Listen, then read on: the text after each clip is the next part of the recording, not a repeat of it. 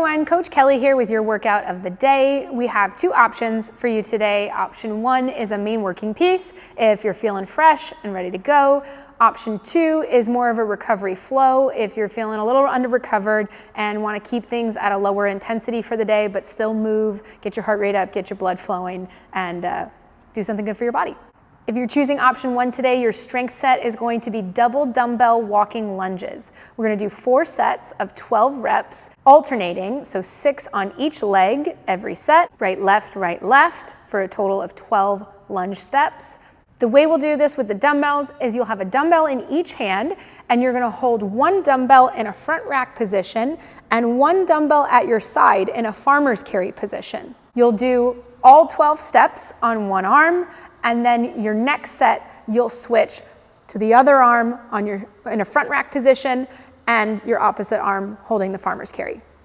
Your accessory work for the day is going to be a lateral med ball hip toss. We'll do 4 sets of 10 reps on each side, so 20 reps total per set, and we'll superset these with your walking lunges. For the lateral med ball hip toss, we're looking for you to drive explosively from your hip. So we're looking for a rotation of your hip. That outside hip should really squeeze tight and contract explosively to create this tossing movement. We're not so much throwing from your arms and your upper body. Your conditioning piece today is going to have more of an aerobic stimulus. We have an AMRAP for 13 minutes, as many rounds or reps as possible. We'll start with 50 air squats, followed by a 50-foot bear crawl, straight into a 400-meter run.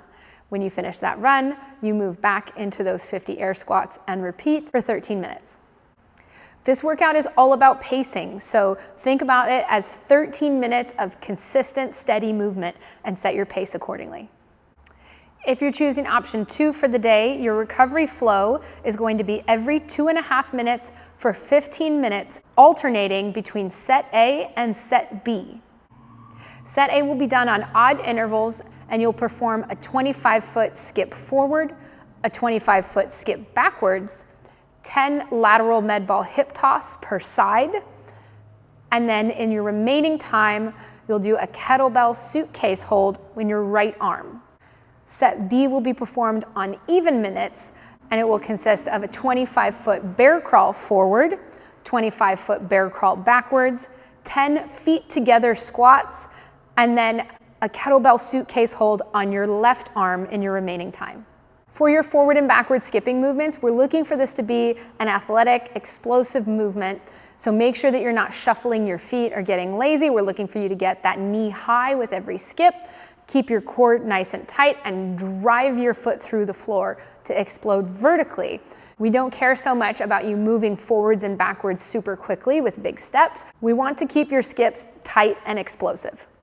For these lateral med ball hip toss, we want you to drive explosively from your hips. So not so much swinging with your upper body, but your upper body should stay tight and stacked, and your glute is going to contract hard to provide that drive and rotation. With your remaining time in that kettlebell suitcase hold, you'll hold a kettlebell in one arm at your side. The goal here is to keep your shoulders stacked over your hips, your core nice and tight, your glutes squeezed, and avoid leaning to one side to support that kettlebell. You should have roughly a minute or so to hold this kettlebell, so choose a weight that would be challenging but doable to hold with good form for a minute. For the bear crawl, we'll have both hands and feet on the floor with your hips up in a piked position. Keep your legs straight and move from your hips in a cross patterning position, opposite arm and opposite leg move at the same time. We'll do your bear crawl forwards and then the same thing coming backwards.